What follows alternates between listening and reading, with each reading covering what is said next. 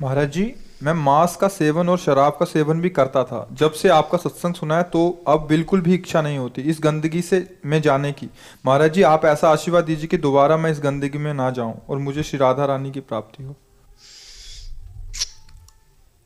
देखो, किसी का आशीर्वाद इसमें काम नहीं करता। ये सब नाटकबाजी की बातें हैं, हम इस पर विश्वास नहीं करते।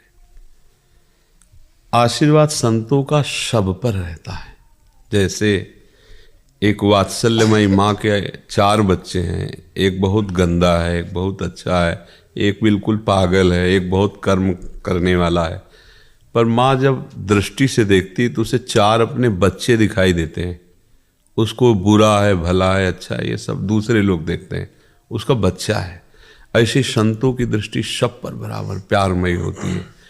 अब उनमें से जो बच्चा माँ के अनुकूल आचरण करता है, प्यार बराबर होने पर भी माँ का पक्षपात होने लगेगा। आगे चलकर आपको दिखाई देगा कि माँ उसे एकांत में बहुत दुलार कर रही है, क्योंकि वो प्राण समर्पित किए माँ की आज्ञा में। एक सारा पिता उदंडता करता है, पर भोजन उसे वही पवाएगी जो उसको पवाएगी, उसमें अंतर नहीं करेगी। ऐसे ही भगवान और भगवान के प्रेमी महात्मा पूरे जगत में एक भाव रखते हैं।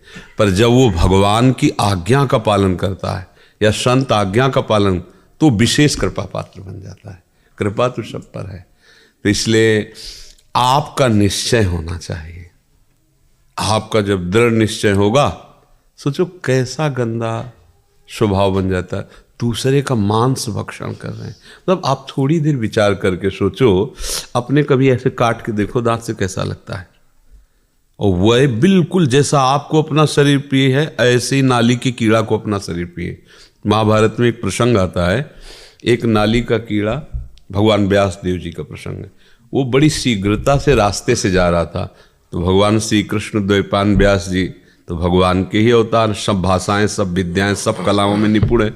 तो उन्होंने कीड़ा को अपनी भाषा से बताया, तू इतनी तीव्रता से क्यों जा रहा है।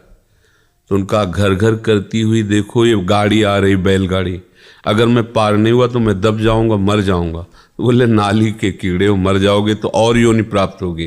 बोले महाराज, आपको सुनकर आश्चर्य होगा, जो आपको अपने व्यास शरीर से प्रेम है ना, वही मुझे अपने कीड़े के शरीर से प्रेम है। सबको शरीर प्रिय होता है। अब सोचो आप, आपके शरीर में जैसे प्रियता, ऐसे उन जीवों के शरीर में प्रियता है, और आप उनको काट करके उनका मांस खाते हो। आप क्या हो? क्या हो? क्या आप जानवर हो या राक्षस हो? 2 को छूट दी गई है। अलग अलग आहार है। मूली में भी जीव है, आलू में भी जीव है, उखाड़ के फेंक दो सूख जाएगा।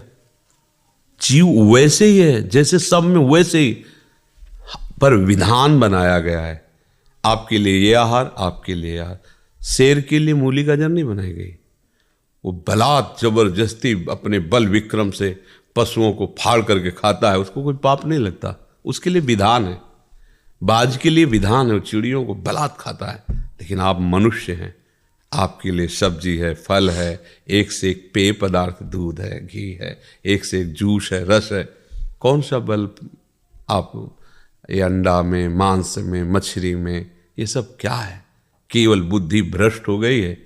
अब वो कहने में थोड़ा बुरा लगेगा, राक्षसी भाव इसे ही तो कहते हैं। वो जीव बचना चाहता है। आप जिस जीव की हत्या कर, आप देखो उसको, वो फड़फड़ा रहा है, वो बचना चाहता है। आप उसे जलाते हैं, काटते हैं, एक पैर बांध करके और उसको आग में जला रहे हैं। क्या ये जानते हो क्या होगा? घोर दुर्गति नरकों में होगी। अब वहाँ तो कोई, जैसे कहा जाए, देखो ऐसा करोगे पुलिस पकड़ेगी, मार डंडे तुम्हें उल्टा बांध के मारेगी, बकवास है। और जो फंस जाते हैं ना, उनको समझ में आता है। ऐसे नाखून उखाड़ते हैं, कितने कितने कष्ट दे। अब वहाँ कोई देखने वाला तो है नहीं ना, भोगना पड़ता है। जैसे यहाँ का जेल की सज़ा बताई जाए जनरल आदमी को, लगेगा यार दबकाने के भय के कारण कह रहे हैं। ऐसा कहाँ होता होगा? वो होता है जो तुम सोच भी नहीं सकते।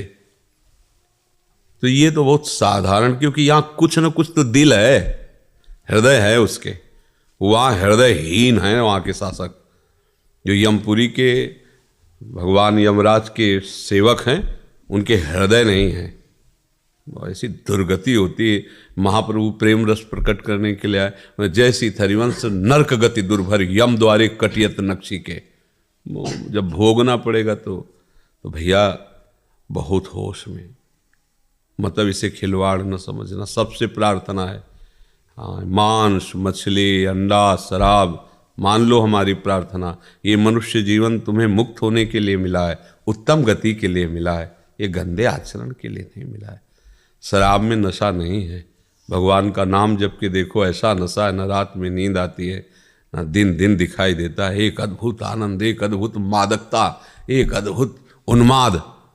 शराब में क्या है, पिए हो पड़े पड़े नालियों में ऐसे वैसे गाली कर देते हो, जिनको अपमान नहीं करना चाहिए उनका अपमान करते हो, पैसा खर्चा करते हो, शरीर नष्ट करते हो, धर्म नष्ट कर। किस तरह का लाभ शराब में हमें कोई बता दे। वैज्ञानिक से पूछ लो, किसी डॉक्टर से पूछ लो, किसी, या तुम अपनी छाती से पूछ लो कि तुम्हें क्या लाभ मिलता है। मूर्खता, विनाश, अपवित्रता, अधर्म, इसके सिवा किसी को मदिरा पीने से कोई भी लाभ मिल जाए तुम्हें बताओ। साधु महात्मा नमक रोटी खा के साधारण जीवन जी के ऐसे परमात्मा को प्राप्त, तो तुम उनके बच्चे नहीं हो क्या? तो ये जो आप कहते हो आशीर्वाद दीजिए कि हम मांस मछली ना खाएं, इसमें आशीर्वाद की जरूरत नहीं, इसमें विचार की जरूरत है। यार क्या खा रहे हो? महाराज जी सब छोड़ दिया मैंने। हाँ, अब आगे गलती भी मत करना। आपका संसद सुनो, सब छोड़ दिया। हाँ कुछ नहीं, अभी तब से मैंने अभी तक नहीं छोड़ा। हाँ, अब लो नशानी अब ना नसइयो, भगवान कृपालु है, राधा राधा जपो। और तो हो सकता है वो ऐसे कृपालु है कि अहम त्वाम सर्वपापेभ्यो मोक्षयिष्यामि मा शुचा, वो दया करे, कृपा करे, हमें माफ़ करे, हमें आगे बढ़ा दे। नहीं तो बच्चा ऐसी ऐसी दुर्गति पूछो मत। एक वो पहले गीता जी आती थी हिंदी की महात्म्य में, तो बचपन में उसे पिताजी के पास थी तो पढ़ा था, स्कूल जब जाते थे तो उसमें पहले एक महात्म होता था, फिर अध्याय होता था, फिर महात्म होता था, फिर अध्याय, हिंदी में एकदम सीधे। उसमें लिखा था कि एक आदमी के संतान नहीं हो रही थी, तो उसने किसी ऐसे तांत्रिक से पूछा, ये बहुत निर्दयी होते जो वास्तविक तंत्र को नहीं जानते, केवल ड्रामा करते हैं, न जाने क्या क्या आदेश कर देते हैं, क्या चढ़ा दो, क्या हत्या कर दो, ऐसा हो जाएगा। उनको पता नहीं, वो खुद मूर्ख हैं। किसी को कष्ट देने से तुम्हें सुख हो सकता है? ऐसा कैसे हो सकता है? कभी नहीं हो सकता। तो उसने कहा अगर नवीन बकरे के बच्चे को बलि दी जाए तो तुम्हारे लड़का हो जाएगा। और वो ढूंढा अपने गांव में, तो हाल में ही एक ब्याई हुई बकरी थी, उसका बच्चा ऐसे दूध पी रहा था, बकरी उसको दुलार कर रही थी। तो उसने बकरी वाले से कहा बच्चा दे दो, हम तुम्हें बकरी की रकम दे देंगे। तो वो लोभ में आ गया, बकरी भी तुम रख लो, बस केवल हमें बच्चा दे दो, रकम हम दोनों की दे दिया। बच्चे को काटा, उसकी बलि दे दी जैसा तांत्रिक ने कहा। भला ऐसा दूसरे को बच्चे को मारकर किसी का बच्चा हो सकता है? भूल न करना, कभी कोई भूल मत करना। दूसरे को दुख दे के तुम कभी सुखी नहीं हो सकते। तत्काल तुम्हें लगेगा, परिणाम में तुम्हारा ऐसा दुख वो रूप लेके आएगा कि तुम्हारा नाश हो जाएगा पक्का।